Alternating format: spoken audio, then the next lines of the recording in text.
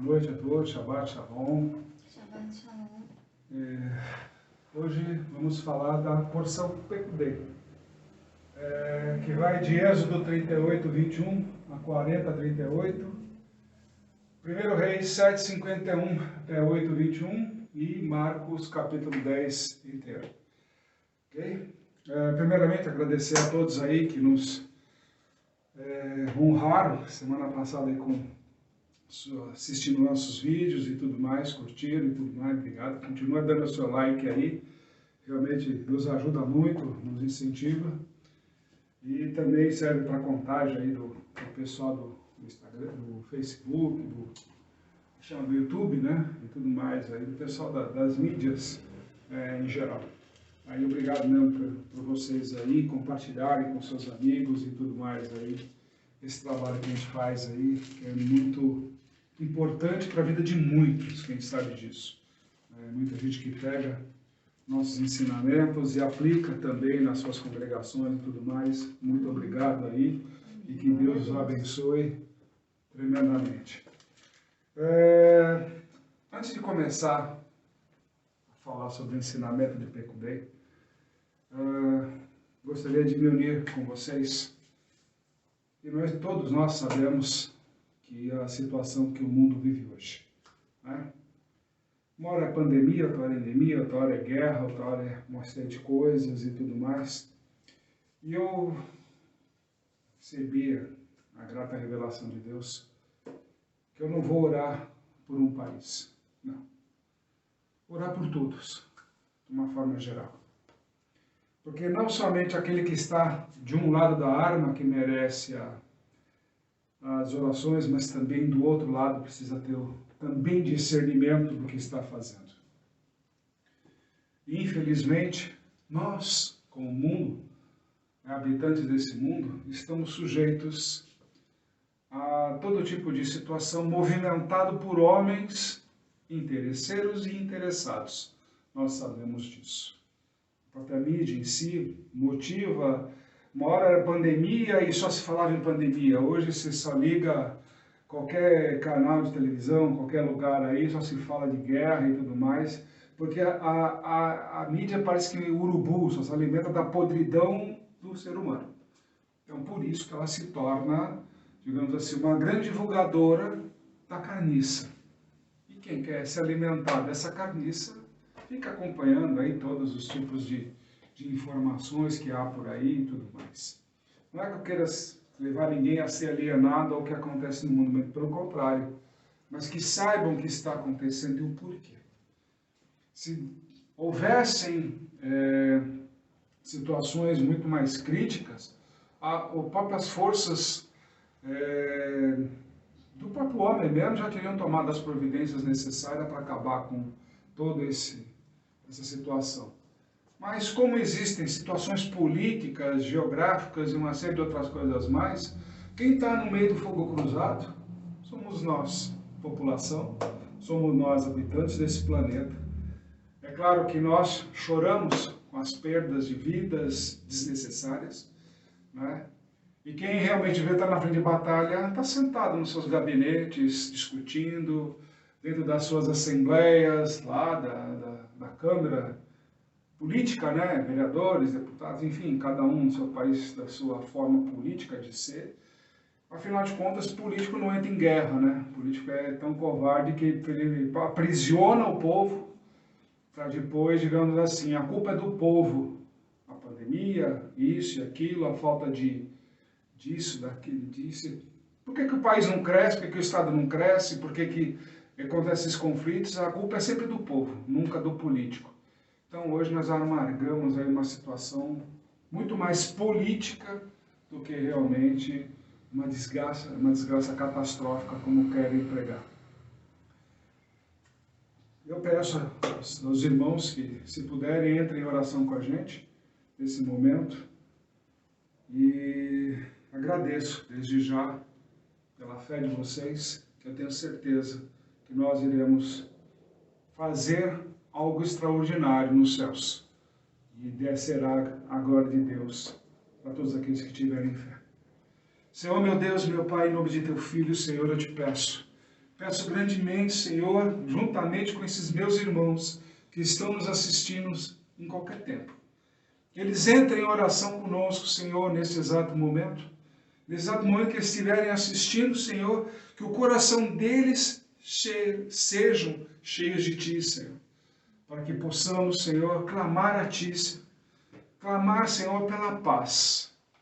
A mesma paz que todas as vezes, todos os dias, pedimos pela paz em Israel. Hoje nós estamos pedindo, Senhor, pela paz no mundo inteiro, Pai. Precisamos de Ti, Senhor, precisamos do Teu discernimento, precisamos das Tuas revelações, Senhor, para tudo aquilo que está tão importante, Senhor, no dia de hoje. São pessoas, milhares de pessoas fugindo de um caos, outras milhares de pessoas não dando importância ao caos. Mas, Pai, nós te pedimos, tendo caos ou não, enfim, Pai, como se divulga, como a mentira costumou se divulgar nesses 2 anos, né, por todos os lados, hoje nós desconfiamos até mesmo o que é nos colocado e apresentado. Mas mesmo assim, a única coisa que nós temos, Pai, é a fé em Ti. Então eu te peço, Pai, te peço, toca o coração, Senhor, das lideranças do mundo, Senhor. Toca o coração daqueles que têm poder realmente de decisão e realmente acabe com todos esses conflitos, Pai. Porque não são eles que estão ali sofrendo com as suas perdas, Senhor. Falta de alimento, não saber o futuro que vai acontecer daqui para frente, Senhor. Essas incertezas geradas por esses comandos, Senhor, chamado mundo, que eles são tão cheios de querer poder, riquezas e tudo mais, que se esquecem, Pai, do próprio ser humano. Então venha, Senhor, nesse tempo, a fazer da Tua misericórdia, Senhor, sobre todas essas pessoas que estão vivendo em conflito. Tanto de quem está de um lado da arma, quando sai a bala, que é o mais prejudicado, certamente, como também do outro lado da arma, Senhor, que vai puxar o gatilho. Que eles tenham consciência que são seres humanos, que são pessoas, Senhor, que nasceram e vieram ao mundo, Senhor, não para tirar vidas, mas sim tornar esse mundo próspero, Senhor. Cada um batalhando, Senhor, dentro da sua especialidade, sustentando suas famílias, sustentando tudo o seu legado, deixando, Senhor, um marco nesse mundo. E que hoje, por simples vontade política dos homens, acabam perdendo todos os seus sonhos e principalmente esperança. Faz o renovo da esperança, Senhor, no coração de cada um desses que perderam suas famílias, seus lares, perderam tudo e tiveram que deixar às pressas este país, meu Pai. Te peço, Senhor, perdão por aqueles que já se foram, Senhor, que se encontram dormindo já, meu Pai. E assim, Senhor, que o Senhor os receba na Tua misericórdia e no Teu amor, Pai, para que haja realmente, Senhor, o consolo a eles, Pai, e que realmente fizeram o que tinham que fazer neste mundo, Senhor, e assim a sua missão aqui foi encerrada, Pai. Pai, também te peço, Senhor, para que todas as pessoas, Senhor, que estão no mundo inteiro orando, Senhor, em todos os lugares, sejam igrejas, enfim, sinagogas, mesquitas, em todos os lugares que estão pedindo, Senhor, por a paz, que não seja apenas uma paz local, Pai, ou de um país, mas sim em toda a humanidade, Pai. Te peço, Pai, que estenda a Tua mão para a humanidade, para este mundo que o Senhor criou, esta humanidade que é sua, meu Senhor. Que nós comecemos a olhar muito mais para o nosso próximo com mais amor, Pai, não com violência. Porque não adianta nada olhar para uma guerra dizendo, olha a destruição daquela cidade, a morte desses daquele, quando dentro do meu país ainda se encontram violências dentro da própria casa, meu Pai. E não estamos falando de 1.000 pessoas, ou de 5.000 pessoas, mas de milhões de pessoas. De lares também onde há guerra, meu Pai.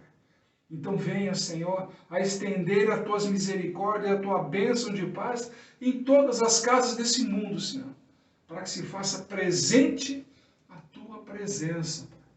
E assim, Senhor, venhamos realmente a ter a verdadeira paz do Senhor. É o que eu desejo a todos.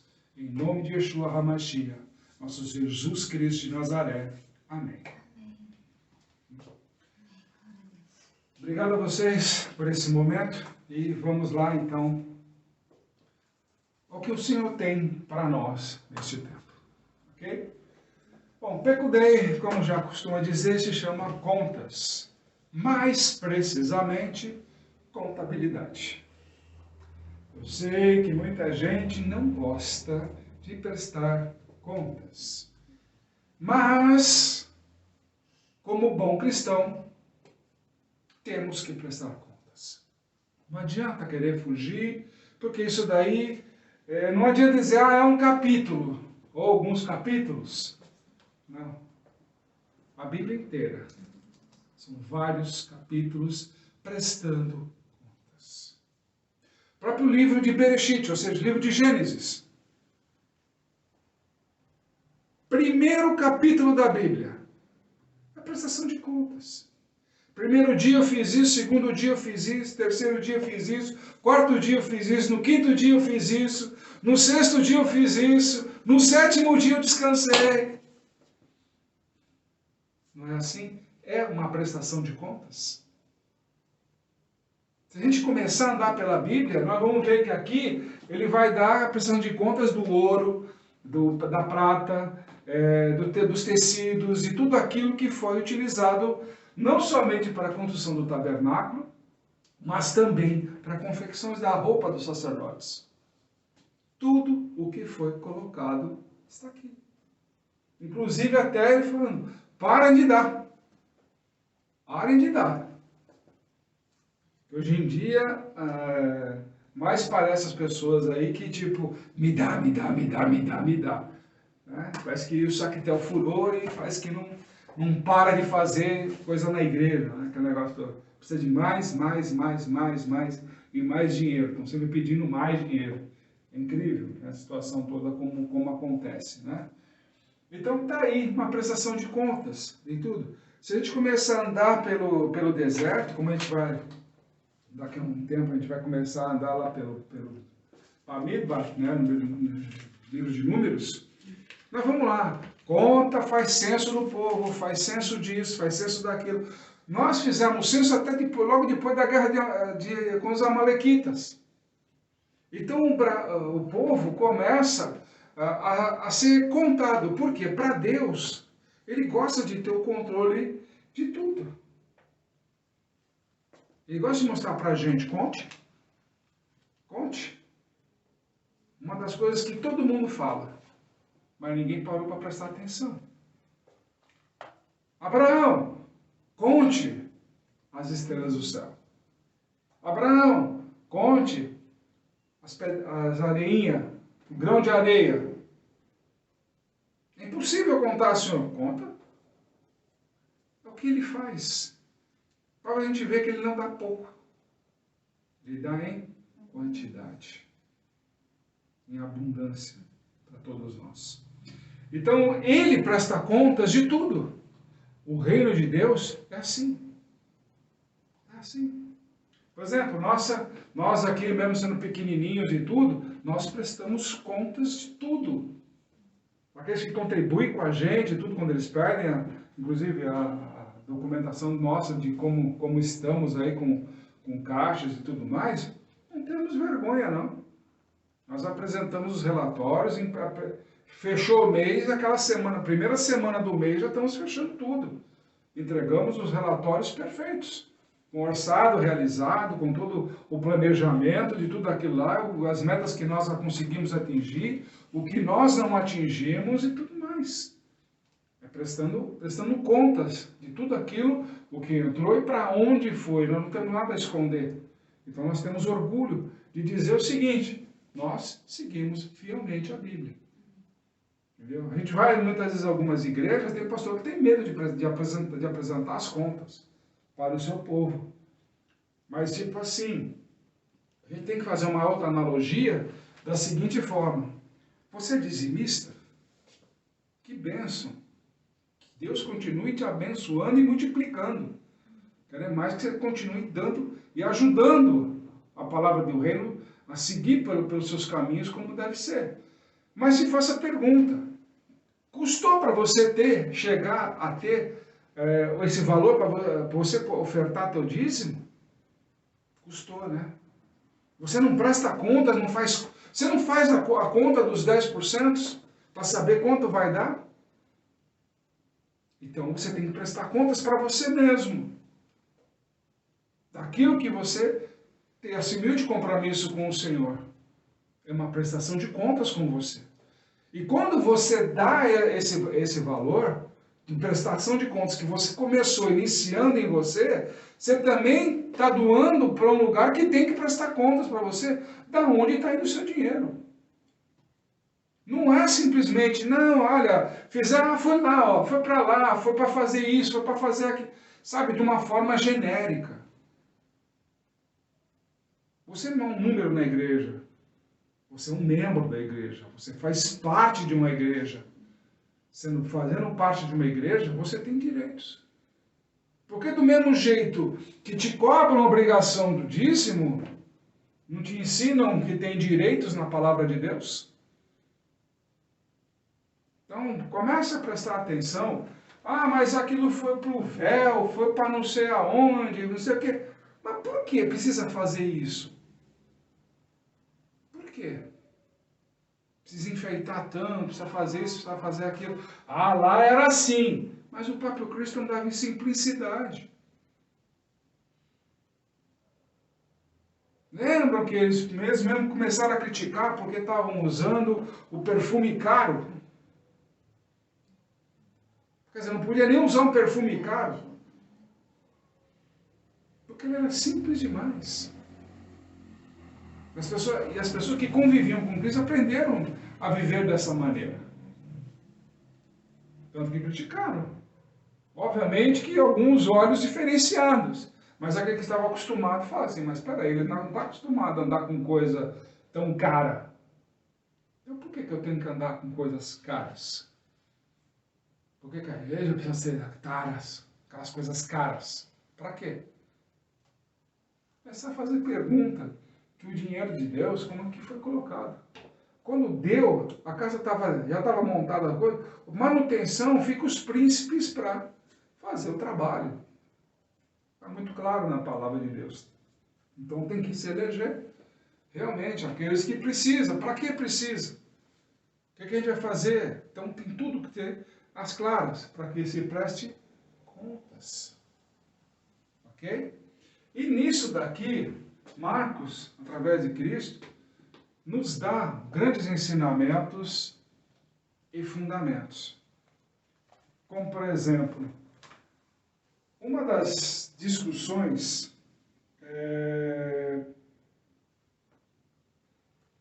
que até hoje, e assim, até muitas congregações ficam até discutindo uma série de coisas sobre casamento, né?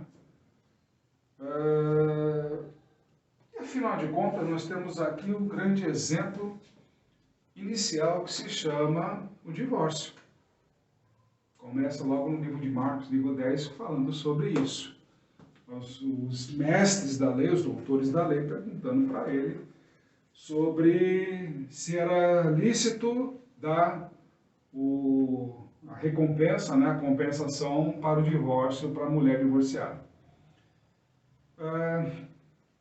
Uma das coisas que nós precisamos começar a entender é a resposta de Cristo. Deus criou homem e mulher. E determinou que o homem deixaria a casa do seu pai, casaria e viveria com a sua esposa e se tornariam uma só carne. Esse é o princípio. Esse é o princípio. Não tem como mudar. Embora tenha alguns aí que já começaram a querer mudar a Bíblia, né? A palavra de Deus, para atender interesses, como é que a gente diria? Pessoais, né? Interesses pessoais.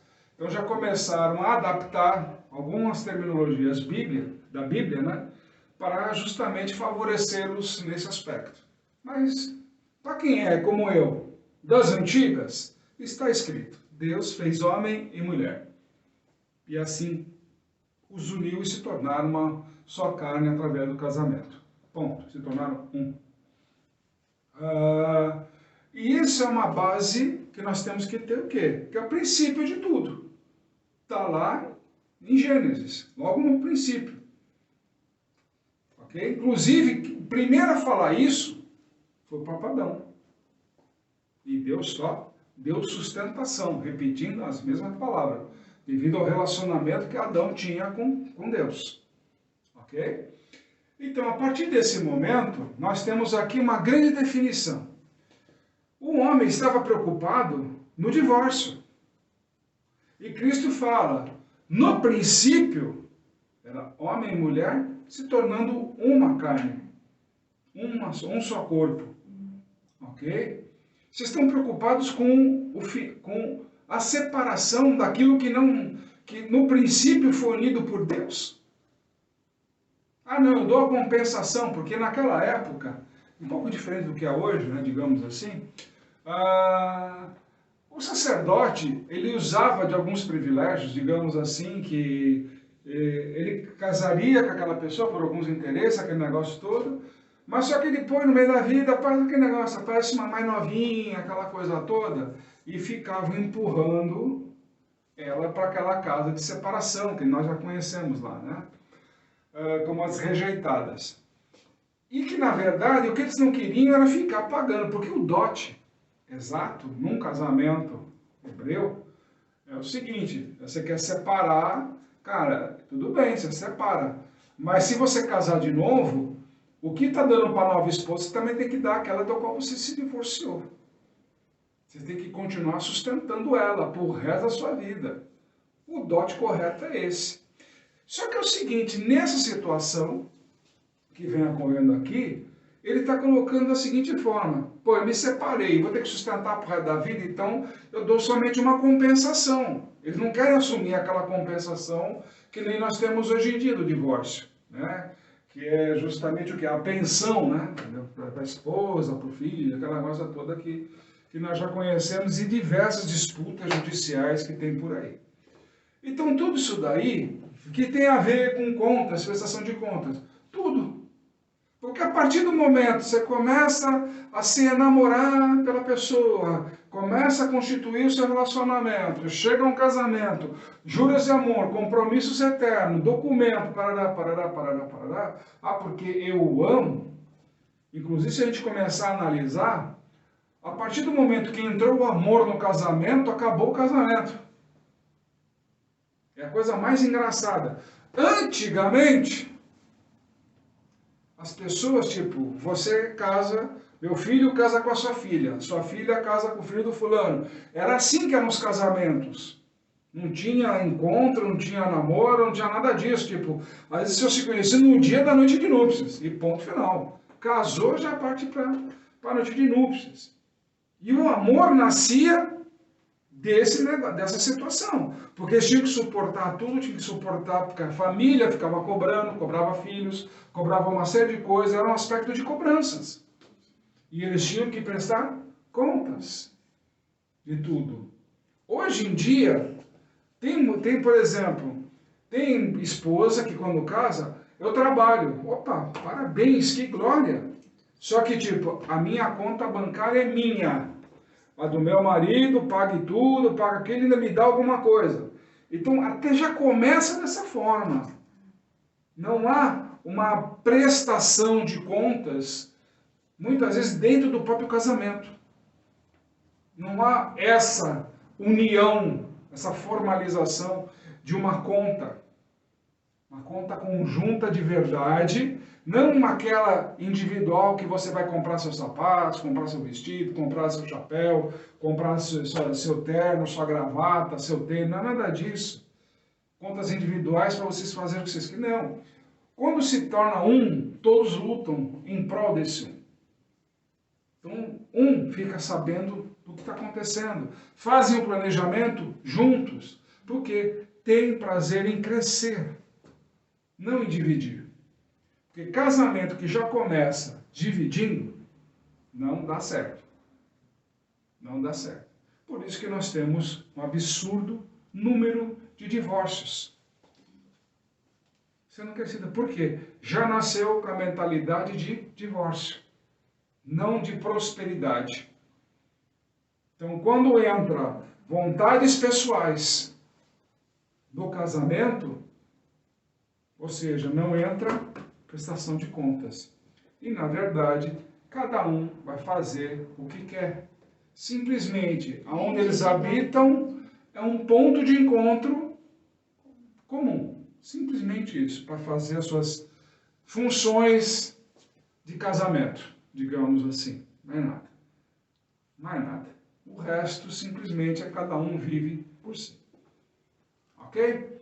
Então, nós temos aí essa rápida explanação, né? Pois que Cristo já começa a nos abençoar dessa forma, para que a gente tenha um pouco de discernimento. Tá? E com relação a isso, digamos assim,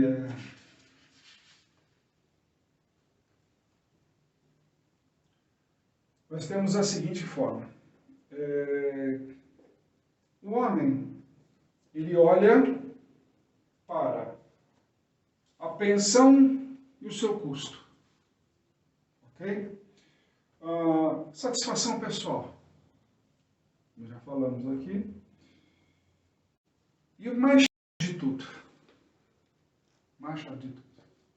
Quando chegamos no ponto de divórcio, até a palavra é forte, entretanto eu não achei melhor. Eu não achei melhor. Quando nós entramos no ponto de divórcio, nós estamos descartando o ser humano. Ah, porque eu não amo mais, porque ele é isso, sempre vem aquele... Então você está descartando um ser humano porque não te agrada mais. Simplesmente isso. Você está descartando um ser humano. Ah, eu quero ser feliz de outra forma. Por que não pararam para pensar antes? De todo o envolvimento, de envolver pessoas, de fazer uma série de coisas mais, por que não fizeram uma pré-administração de tudo e parar de ver qual é o meu prazer naquele momento do início do casamento e agora esse descarte humano? Divórcio nada mais é do que isso. Descarte. Estou descartando um ser humano da minha vida. Que raros são os casos onde, mesmo depois de divorciado, o bom relacionamento continua. É raro. Ainda mais se for para a justiça, pensões, aquele negócio, aí piora mais ainda, difamação, calúnia, aí vai por aí uma série de arcabouços jurídicos aí que realmente assusta a gente, entendeu? Então, ou seja, por falta de planejamento, de prestar contas, de construir realmente um casamento, se chega a um divórcio. E é isso que estamos discutindo aqui quando o Cristo começa a colocar. Por que você vai dar só um prêmio? Vai, digamos assim, pelos anos que ela te compartilhou ali, o tempo que ela compartilhou, te deu prazer, aquela coisa toda, você só vai dar, porque naquela época a mulher não trabalhava como hoje. Ela era uma doméstica de verdade, entendeu? Tinha que cuidar dos filhos, cuidar da casa, cuidar disso. E o marido saía. Ainda mais eles, sacerdotes, né? Que tinham que ficar todos bem vestidos, né? E se apresentar bem, aquela coisa. Imagina o trabalho dessa mulher, não era brincadeira. Não era, exatamente, cuidar de tudo, né? Dela, administrar. Se você quiser saber mais como era aquela época, vai no capítulo 31 de Provérbios, que lá dá a definição do que uma mulher fazia. Ela pouco dormia, logo de madrugada já acendia a sua luz, virava à noite costurando, né? De manhã a casa estava arrumada, já estava o café pronto, já estava tudo arrumado, ele com a roupinha impecável para se reunir com as pessoas lá, né? Então tá lá. Olha lá o capítulo 31 do livro de Provérbios, você vai ver lá o que a mulher naquele tempo fazia, né? Aquela brincadeira toda, né? E o que nós temos nesse sentido? A quebra do princípio. Quando você quebra o princípio, né? Que a gente vai se tornar uma só carne, como foi colocado, nós estamos fazendo o quê? Quebrando o princípio de tudo. Mas estamos falando aqui do que eu vou compensar. Não, mas espera aí, olha para o princípio. Prestação de contas começa no princípio. Como tudo começou. Para chegar nesse ponto, você tem que olhar para trás. E Cristo fala, olhe para trás. Vocês não foram feitos para divórcio. Moisés só colocou isso daí porque vocês são duros de coração, senão não tinha esse divórcio. Não há divórcio. Essa palavra, inclusive, não tem nem nos céus, nem no reino de Deus. Porque o próprio Cristo nos revela. Nos céus, no reino de Deus, ninguém se dá em casamento. Então, casamento é só neste mundo. E mesmo assim, sendo só neste mundo, você ainda quer quebrar essa aliança. Tá bom, você vai quebrar essa aliança. Só que eu te dou uma novidade nessa brincadeira. Se você rompe com o princípio, então isso é uma forma de adultério. Ah, mas Moisés colocou, tá bom, para agradar os homens, não a brincadeira que era de Deus. Não a brincadeira que era de Deus. A criação foi formada dessa forma. Ou seja, a partir do momento que eu começo a enxertar coisas que não são do reino, eu estou provocando o quê? Um adultério. E nós vamos ver aqui, no capítulo 10 de Marcos, como Cristo se baseia em todos os princípios. Que Cristo sendo a lei, ele é o princípio, porque ele estava no princípio.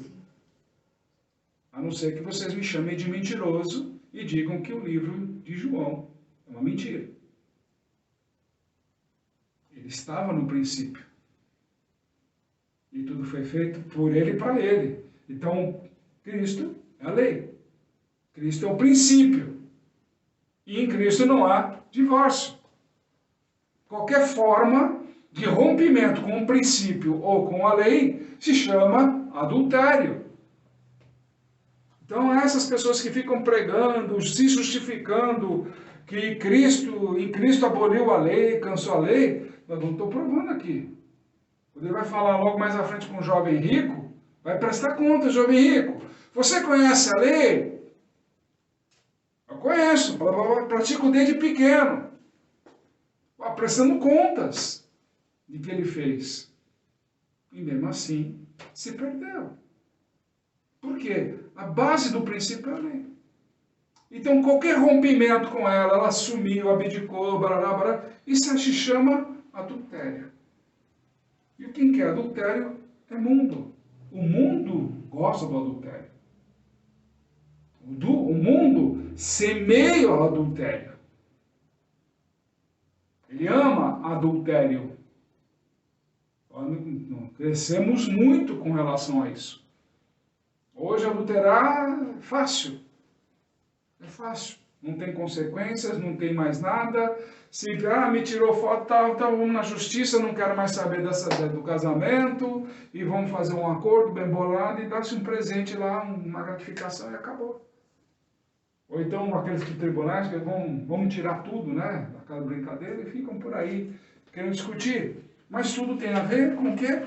Prestar contas. Quando você realmente quer constituir, você tem prazer em prestar contas. Como a própria lei. Eu tenho prazer em prestar contas da lei. Ensinar sobre a lei. Porque é um prazer enorme servir com Cristo, sob o comando da lei. Porque Ele é a lei. Então, quando a gente presta contas do que nós fizemos e onde nós erramos, fica fácil entender por que ele morreu pela gente. Porque senão fica aquele negócio do tipo assim, ele deu a sua vida pela gente, então eu estou salvo. Muito fácil. Você amanhecer num dia, me arrependo, porque eu fui lá e aceitei Jesus, mas essa noite fui para a balada e aí pronto, aconteceu tudo o que tinha que acontecer. Você está prestando contas. Mas em Cristo eu estou salvo, então vai continuar errando. Ou seja, como o próprio apóstolo Paulo nos ensina, e Pedro também nos ensina. Quer dizer, você veio a conhecer a graça de Deus, por causa de uma coisa do mundo, você se fez carne de novo e aceita. Agora não, vou viver nos dois planos. Eu vou me divertir pessoalmente, mas eu sei que eu estou salvo por Cristo. Break. Quem ensina isso, ou quem pratica isso, a palavra de Deus diz, está enganando as pessoas e principalmente a si próprio. Por isso que a lei não pode ser abolida. Porque senão ela não serve de... Senão a gente fica sem o norte do porquê Cristo morreu. Fica sem norte. Ele morreu. Por quê? Porque eu pequei. Qual é o meu pecado? Não adianta falar eu sou pecador, porque nós somos pecadores. Não adianta mentir. Nós somos pecadores. Mas qual é o meu pecado? Eu tenho que identificar em mim qual é o meu pecado. É isso que começa. O quê? Prestar contas. Eu tenho que enumerar, eu tenho que saber onde eu erro, o que eu preciso acertar. Mas eu sou do Espírito Santo, que isso, que aquilo. Pessoal, para falar um monte de bravatas por aí, tá cheio. Tá cheio. Entendeu? Tá cheio. Então, prestem atenção. Prestem atenção. Só isso. Não saia aí por aí achando porque que aquela igreja é grande, porque aquela igreja tem isso, porque aquela igreja é pequenininha. Não fica medindo isso. Olhe para a igreja que te edifica, te acrescenta na sua vida. Não traz simplesmente uma mensagem momentânea, porque você está passando lá e te cria um conforto emocional, mas que quando você sai da porta da igreja lá, você tem o ônibus para pegar, você tem o carro para pegar, você tem a prestação do carro para pagar, aquela monte de coisa lá, seguro, uma série de situações, ela tem que levar o leite da criança, tem que não sei o que, papapá. Sabe, quando você cai no mundo, você olha para a realidade do mundo que você deixou lá fora, e você fala, mas esse culto não me trouxe revelação de como eu vou fazer para me sair desse círculo vicioso. Comece a analisar. Não é simplesmente uma pregação emocional, que o cara fala bem, prega bem, aquele negócio. Eu sei que eu prego mal para burro. Mesmo assim, eu tento ensinar. Mas tá aí, eu procuro ensinar. Agora, tem gente que se fala bem e não ensina. Procura muito mais acusar você de ser um enganador, que você é um preguiçoso, que Deus vai te dar, que Deus vai te abençoar, que Deus é isso que é aquilo. Eu falei, cara, disso daí eu não preciso ouvir isso. Eu sei. Quando eu me entrego para Cristo, vou atravessar aquela água, vou ser batizado, eu falei assim, o velho ficou lá para trás. Eu agora estou em Cristo. Eu não posso mais olhar para um Deus que vai me gerar problemas.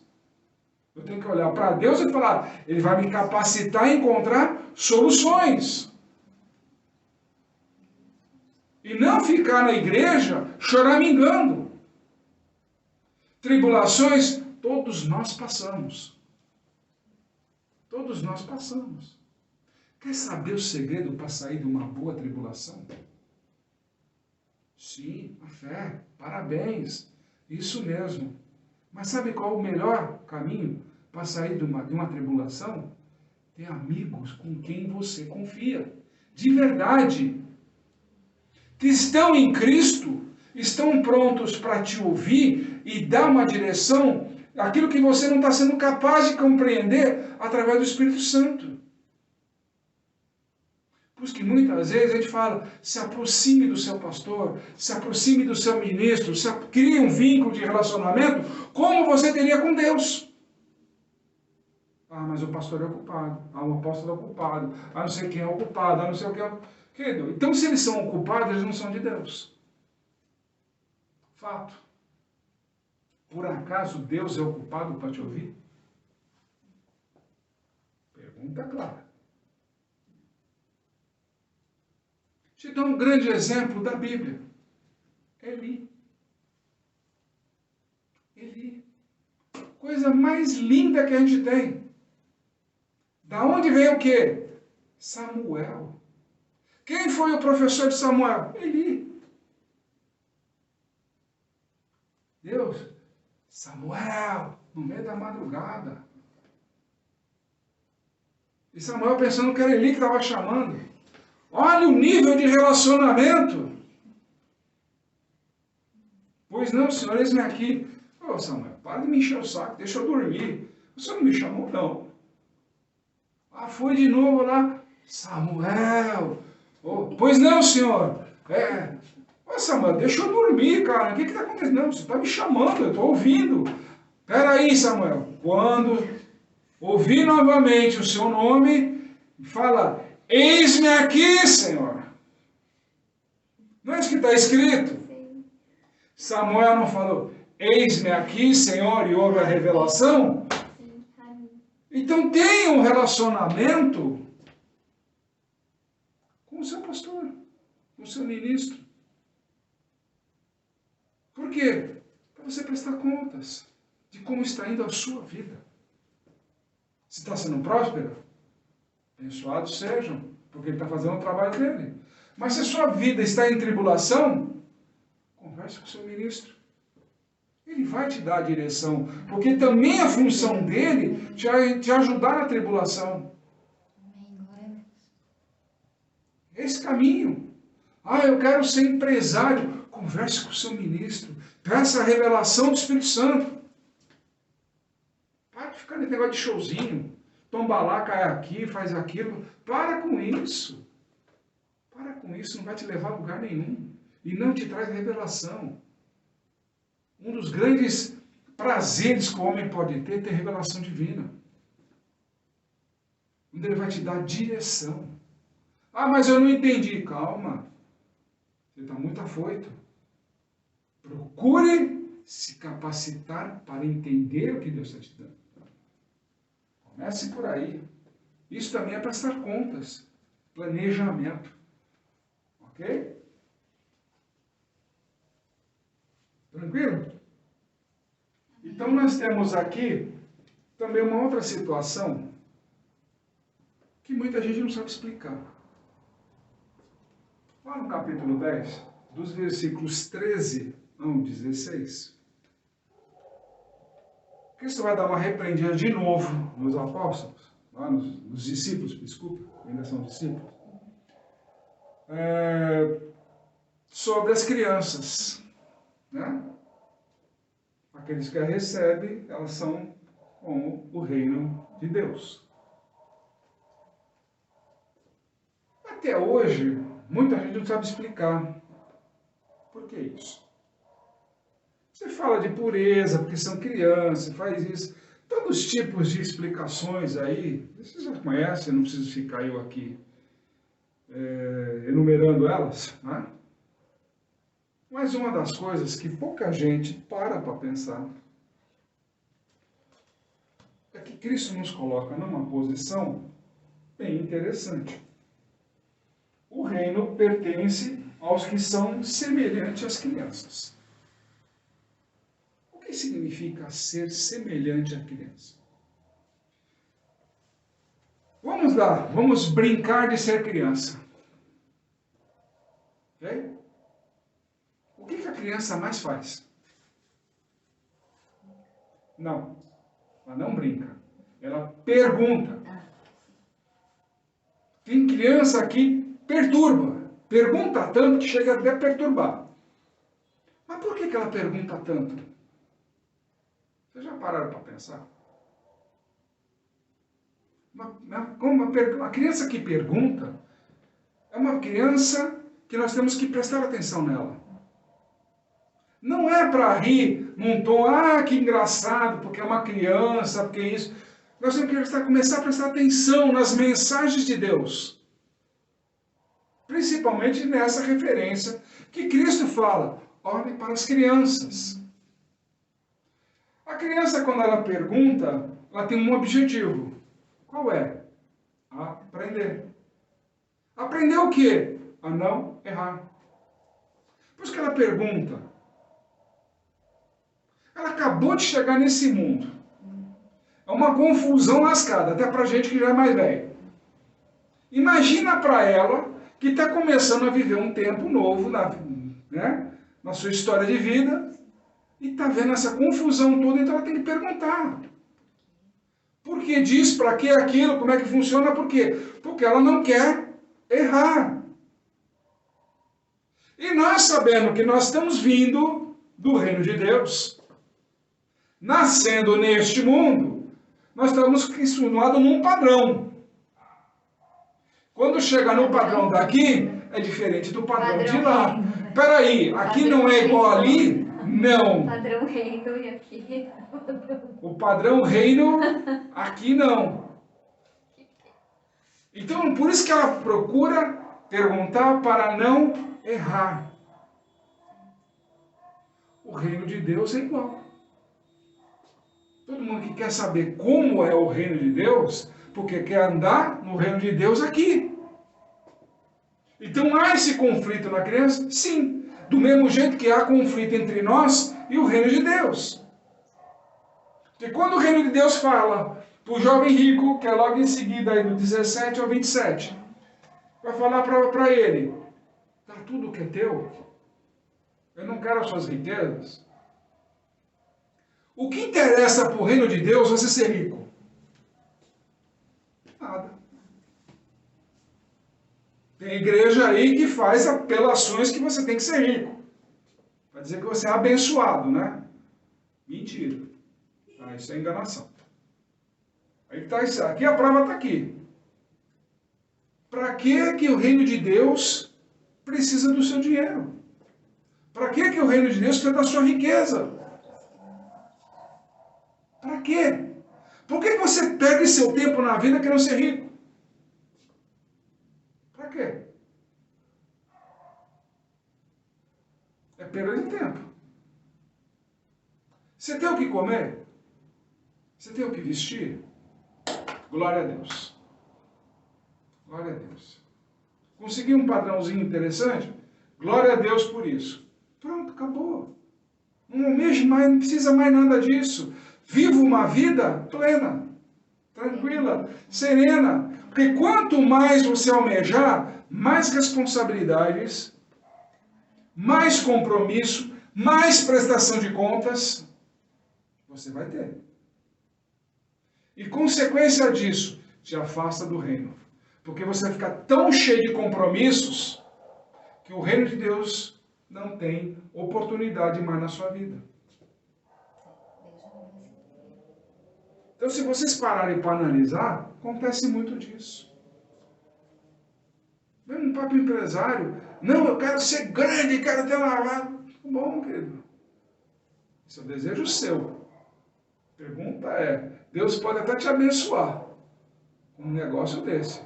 Mas como vai ser o seu relacionamento com Deus?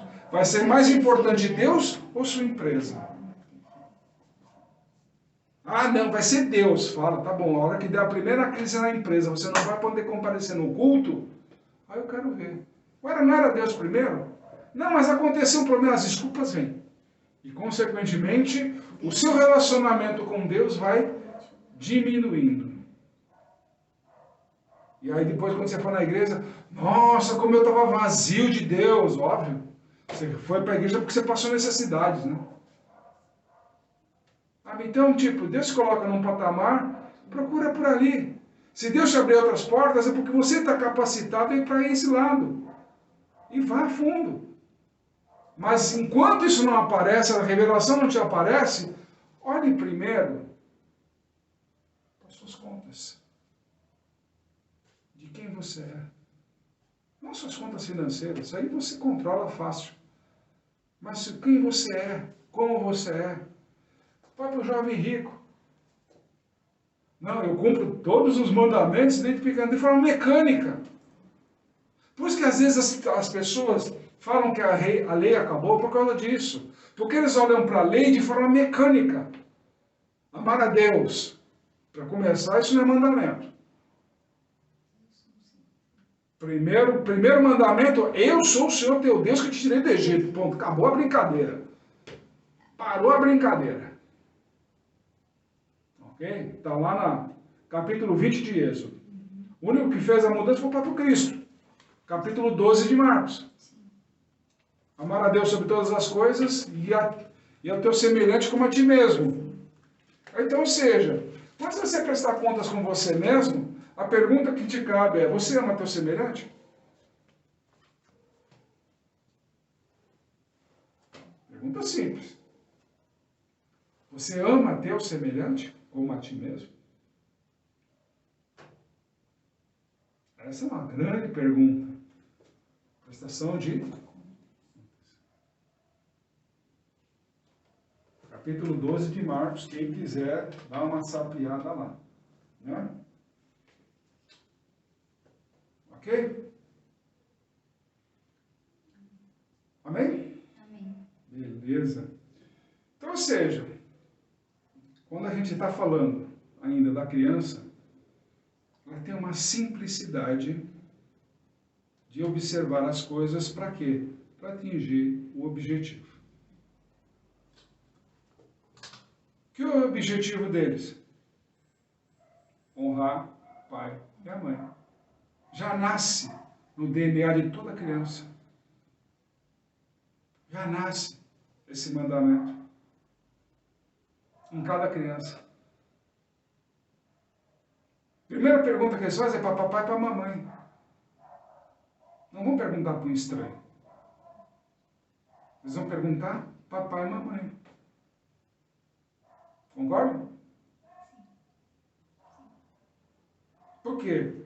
Toda referência para a criança nasce da sua própria família. Honrarás teu pai e tua mãe.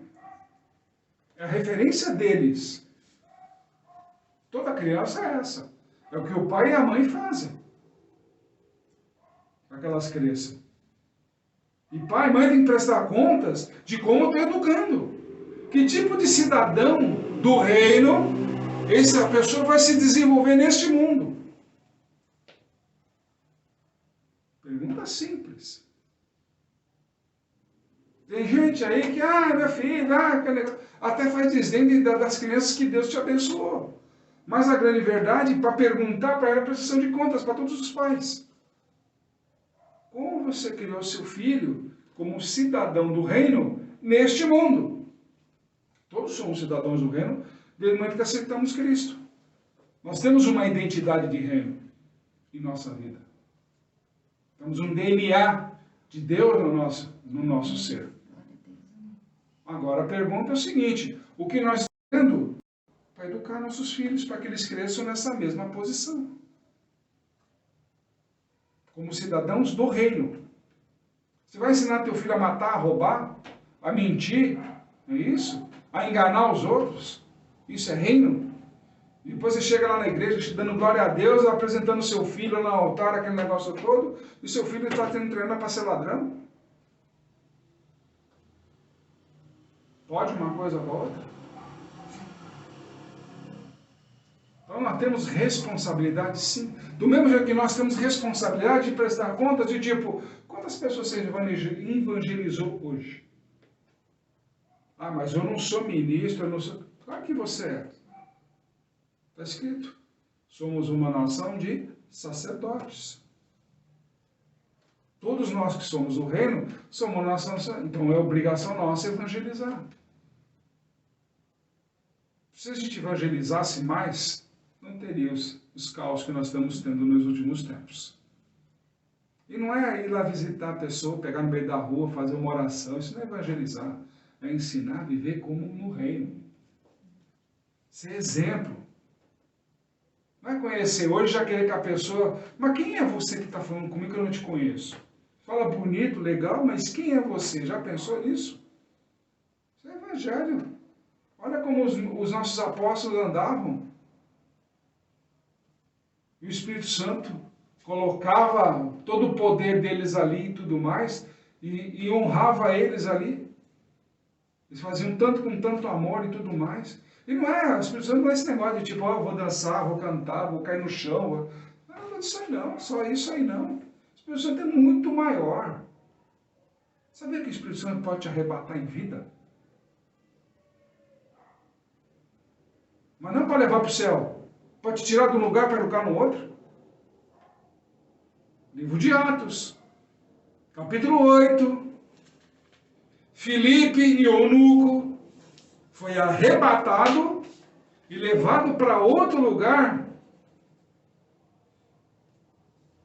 Olha lá. Arrebatamento não é simplesmente eu vou para o céu. Tem um arrebatamento aí. Então, para pensar um bocado aí. Tá bom? Ok? Entenderam a parte da criançada então? Então vamos focar aí no jovem rico aí, né? O homem rico, o mancebo aí. Então ele conhecia todos os mandamentos, como a gente viu, praticava de forma mecânica e ainda não possuía a sua evolução espiritual. Ou seja, não é dizer que você vai na igreja que você já está espiritualizado. Você está começando a criar os primeiros passos para a religiosidade. Só isso. Espiritualidade é bem diferente. Você tem que se envolver com elas. Não é simplesmente eu conheço as regras. Tá bom, você conheceu as regras, mas sabe viver as regras? Não. Então você é só religioso, só cumpre ordens. Mais nada. Faz de forma mecânica. Até robô faz isso. Você programar o robô, ele vai fazer igual o que você faz. E também vai na igreja, vai dar seu dinheiro, vai dar as coisas, porque está programado para fazer isso. Nós não somos robô. Então nós temos que parar com a enganação e começar a ver que, tipo, a palavra de Deus ela é muito forte e muito presente no nosso tempo. E hoje falta muito da palavra de Deus em todos os lugares. Mas não numa pregação, fazendo apologia disso e daquilo, que você vai ser levantado, que você vai isso, que você vai aquilo. Cara, para de se enganar. Para de se enganar.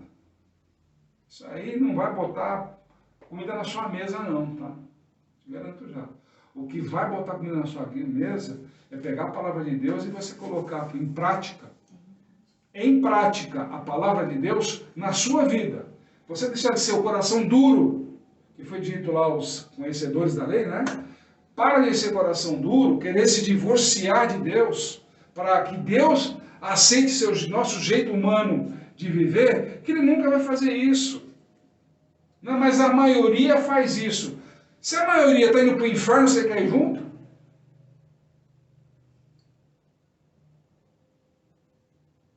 Não é porque a mídia, vamos fazer campanha disso agora. Nós temos que aceitar aquela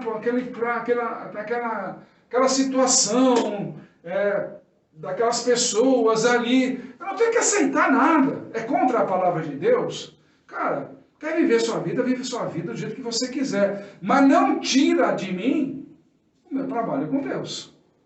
O meu relacionamento é com Deus. A minha verdade está na Bíblia. Ponto. Não quero distorcer aquilo que é meu. A minha escolha de fé e a minha escolha de vida. Simplesmente isso. O que está faltando hoje é vergonha na cara das pessoas e falar, eu sigo a Cristo de verdade. Eu amo o meu semelhante, eu quero o meu semelhante bem, entendeu? Eu não vou falar praga nenhuma para ninguém, entendeu? Aquele negócio todo. Que todos sejam abençoados, governantes, enfim, que nós temos aqui nesse país, nos outros países e tudo mais. Nós precisamos que eles sejam abençoados para nos abençoar. Que de tanta maldição que foram jogadas, as pragas que nós temos. Nós estamos simplesmente colhendo as pragas que nós elegemos no passado. Está aí. Aceitamos ser enganados, aceitamos um monte de coisa. Está aí. Está aí. Está aí. Aí se fala em conflito. O conflito está surgindo dentro do próprio comunismo. Não é tipo comunismo, capitalismo. É comunista com comunista. Já perceberam? Estão falando lá? É comunista com comunista. Não é briga, a Rússia com os Estados Unidos, nada disso. É comunismo com comunismo. Todo mundo sabe que o comunismo é briga entre si mesmo. Para ver quem manda mais. Questão de poder. Todo mundo sabe disso. Então, precisamos aqui ficar entrando por esses lados, né? Então vamos lá. Qual é o nosso desafio mediante esse ensinamento do jovem rico? Atingir a espiritualidade, abandonando os valores do mundo. Ok? Tem que mudar o quê? Nosso comportamento. Tá? Se a gente começa a analisar o que está escrito aí do jovem rico, ele fica chocado, ele se afasta de Cristo e provoca-se uma profunda tristeza. Por que ele se afastou de Cristo? Não, porque Cristo falou para ele abandonar todos os seus bens. Mas ele não falou para ir para a igreja com os bens, ele falou para dar aos pobres. Cristo queria eles sem nada. Sem nada. A igreja não precisa de nada. A igreja de Cristo não precisa de rico. A igreja de Cristo precisa de pessoas com o coração para fazer a boa obra.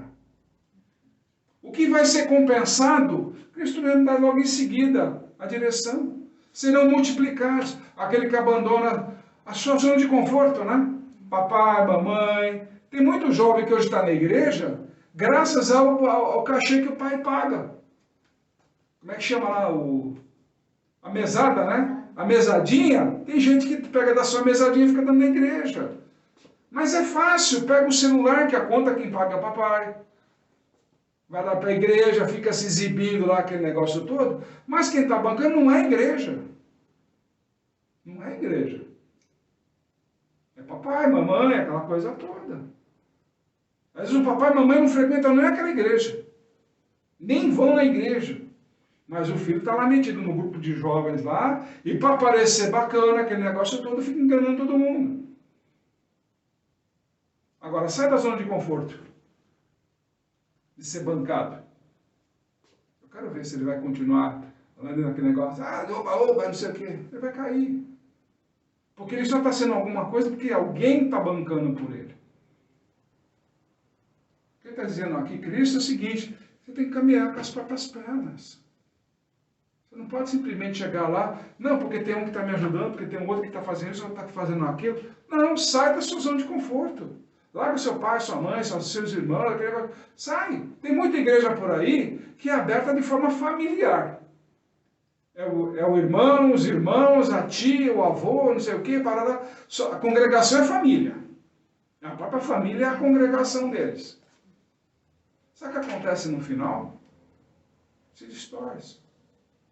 Pelos interesses familiares, se distorce isso. Até nisso tem que tomar cuidado na criação da igreja. Até nisso tem que ser tomado cuidado. Então, nesses ensinamentos que ele vai nos dando aí do jovem rico, que ele faz um resumo muito interessante. O camelo e o rico. É mais fácil o camelo atravessar pelo buraco da agulha, que eu já expliquei o que é o buraco da agulha aqui, né? Vocês se lembram? E o que é o rico? O rico nós já sabemos. Ele somente vai dar o que ele tem no bolso, lá na boa, mas desde que não mexa no seu patrimônio, nessa grandiosidade. Ele vai dar o que ele tem no bolso, o que sobeja no bolso. Como o próprio Cristo fala quando ele vai falar do exemplo daquela viúva com as 2 moedas. O rico faz isso para aparecer. O camelo, o ímpio, quem lembra das comidas cachés e tudo mais, está lá. O camelo é considerado animal impuro. Ou seja, é mais fácil um gentil, um impuro, entrar no reino do céu, ou seja, ser transformado para entrar no reino do céu, do que aquele que segue todos os mandamentos e tudo mais, mas não abre mão da riqueza, dos valores do mundo, daquilo que é importante para o mundo, não para o reino. É isso que ele está ensinando nesse caminho. Então, as pessoas que falam aí, eu vou na igreja porque eu vou ficar rico, fuja. Fuja, você está sendo enganado. Você não vai entrar no reino. Você está fazendo papel aqui de bobo, que nem isso aqui. É mais fácil você continuar sendo impuro, você aceitar Cristo de verdade, de todo o seu coração, entender os caminhos de Cristo para a sua vida, aí sim você tem um acesso no reino. Agora, não adianta nada você aceitar Cristo com os bolsos abarrotados, mas não viver uma vida como Cristo. Paulo mesmo fala. Nós temos que ser imitadores de Cristo. Andar como Ele andou. Isso se torna motivo de rejeição para muitos. Muitos rejeitam isso. Muitos rejeitam. Viver como Cristo. Isso daí se tornou um empecilho na vida de muitos. Por isso que Cristo fala, é mais fácil o impuro passar pelo buraco da agulha do que aquele que está cheio de mim, está rico em conhecimento da Bíblia, mas não a pratica em sua totalidade. Ok?